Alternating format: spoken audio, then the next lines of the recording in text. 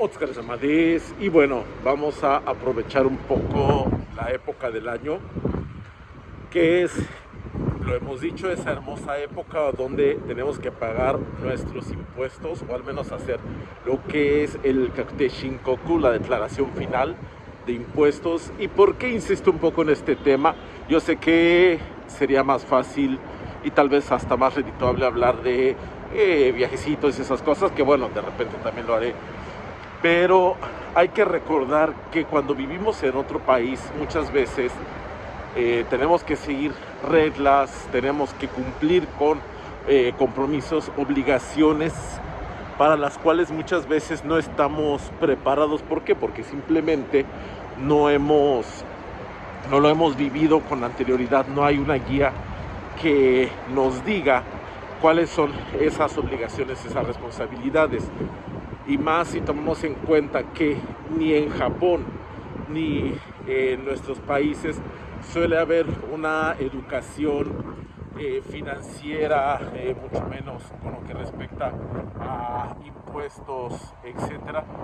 Pues muchas veces llegamos a otros países, no sabemos bien qué hacer, y esto puede generar problemas porque hemos hablado que parte de los requisitos para la renovación de los pasaportes, bueno, de los permisos de estancia, las visas, el Zairyu Shikoku, es decir, esa categoría que nosotros conocemos como visa, depende de lo que es la tributación.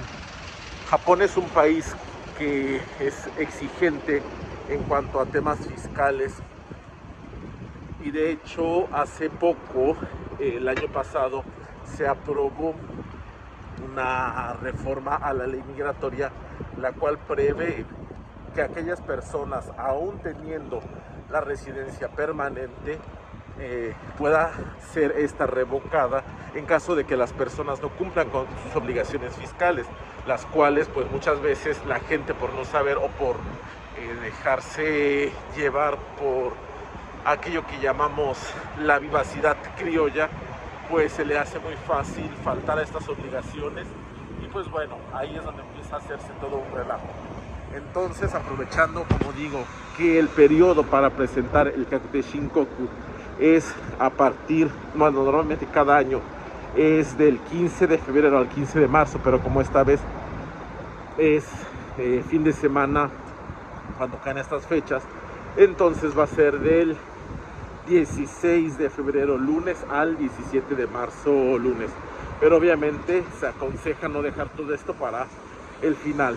Y bueno, antes de continuar con esto de la parte del Kakute Shinkoku, ¿cuáles son los impuestos o las obligaciones que nosotros tenemos cuando vivimos en Japón?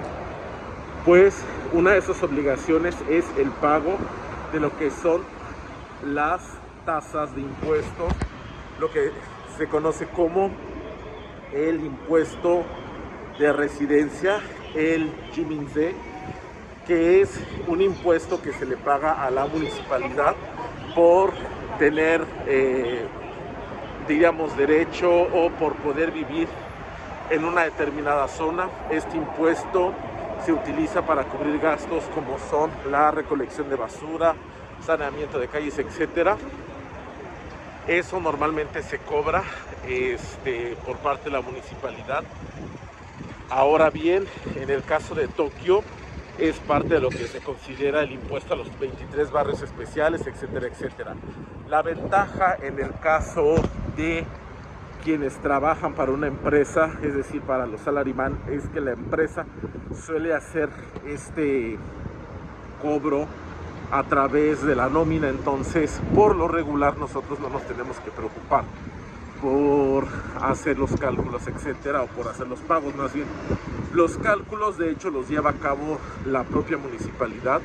Lo que hacen ellos es que, con base en el salario anual del año anterior, se hace el cálculo del impuesto a la vivienda del siguiente año. Esto normalmente se hace en lo que es mayo, para que nos llegue a través de la empresa un voucher donde se va a indicar cómo se calculó el impuesto y cuál es el impuesto total que tenemos que pagar.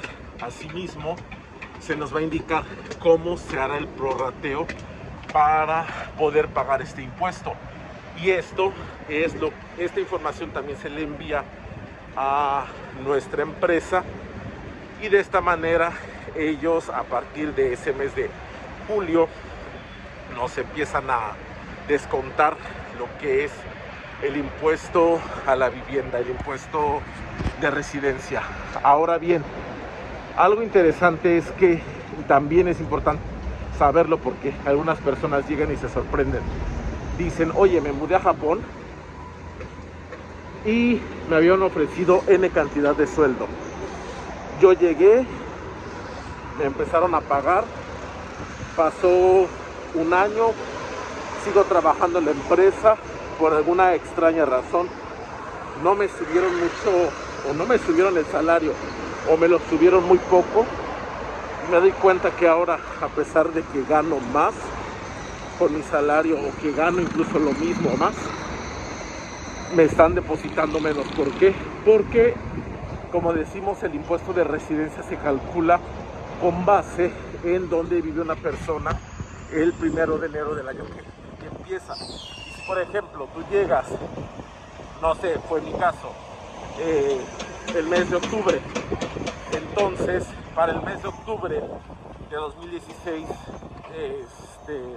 yo llego a Japón, empiezo a trabajar, pero eso quiere decir que el 1 de octubre de 2016 yo estaba en mi país. Entonces, cuando ellos hacen los cálculos en el mes de mayo, ellos revisan que para el año 2016 yo estaba, o sea, yo todavía no estaba en Japón, no estaba registrado en ninguna de las alcaldías del país. ¿Y qué sucede? Que ese impuesto se calcula y va a dar en ceros. ¿Por qué? Porque no tengo ingresos del año anterior.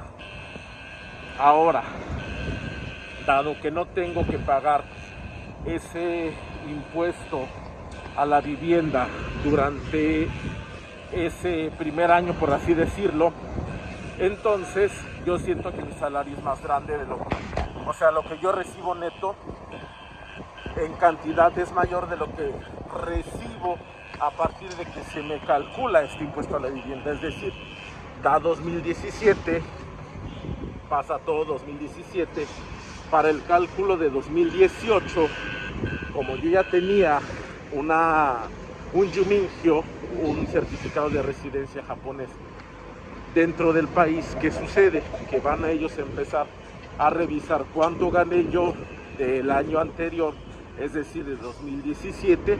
A partir de ahí hacen el cálculo del impuesto y me lo empiezan a descontar en ese mismo 2018. Entonces queda uno como, bueno, ¿y por qué de repente aparece en el talón de nómina una cantidad más a deducir? Porque efectivamente ese impuesto de la vivienda no se había estado cobrando. Y son cosas que a veces uno no sabe y pueden ser confusas. También, por ejemplo, en el caso de que tu empresa te permita tener un segundo trabajo, entonces este cálculo también va a reflejarse en lo que te van a retener el año fiscal siguiente. Entonces son cosas que, como digo, a veces no sabemos y nos pueden confundir. Hemos también hablado de otro impuesto que creo que hay en prácticamente todo el mundo, que es el impuesto sobre la renta, el Shitokuse. Ese se calcula con base en tablas. Esas tablas dicen qué porcentaje se va a aplicar dependiendo de nuestro salario. Y pues esas, por lo regular, al igual, si mal no recuerdo, que las tablas del SAT en México se actualizan cada año. Entonces pues es únicamente revisar que se esté aplicando correctamente. Y ahora, Esto es muy importante para aquellas personas que en un momento determinado comiencen a formar una familia o a crear un patrimonio en Japón, saber que hay conceptos que son deducibles. Eso quiere decir que ayudan a aligerar la carga fiscal que uno como trabajador tiene que soportar, en el sentido de, bueno, estás pagando ciertos conceptos, por lo cual te voy a reducir los impuestos, lo cual también es perfectamente legal.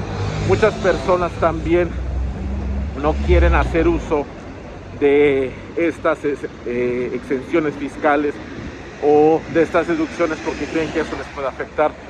Y más bien es, mientras todo esté dentro del marco legal, pues está, no tiene que tener ningún problema. Por el contrario, también hay personas que pretenden abusar del sistema y esto puede resultar contraproducente. Se ha visto el caso de personas que trabajan en Japón y dicen, oye, fíjate que yo en mi país mantengo a la mamá, al papá, a la hermana, al tío, al sobrino, o sea, meten a muchas personas y a final de cuentas, sí, por un lado crean una menor carga fiscal, pero resulta contraproducente. ¿Por qué? Porque cuando lo que es el proceso de renovación, migración revisa cuáles son tus ingresos, tus egresos, tus deducciones, va a ver que estás manteniendo una gran cantidad de personas, entonces dice, bueno, pues creo que esta persona está pues prácticamente trabajando y no sé cómo se sostiene, entonces es peligroso, no saben si es bueno dar una renovación, entonces puede ser algo, como digo, que puede jugar en contra. Entonces por eso siempre es bueno estar informado y asesorarse con personas que sepan. Repito, yo solo doy pláticas de lo que con base en la experiencia trabajando en una determinada área conozco. Y como siempre he dicho, cuando tengamos dudas o algo no entendamos, es mejor acercarse a personal especializado. Hablábamos del Josh, que es el escribano profesional para las cuestiones migratorias o para cuestiones legales, como también pueden ser matrimonios, divorcios, etcétera. Y por otro lado tenemos a los Derishi, que son los asesores fiscales, los cuales nos pueden ayudar en caso de que no sepamos cómo llevar a cabo nuestras declaraciones, etcétera. Entonces el punto es buscar siempre la ayuda profesional que necesitemos, pero pues a veces también no sabemos que necesitamos este tipo de ayuda si no se nos platica. Y bueno, me extendí un poco con el Jiminze y el Shutokuse, hablé levemente, pero si tienen alguna duda, comentario al respecto, mata yoroshiku onegai shimasu.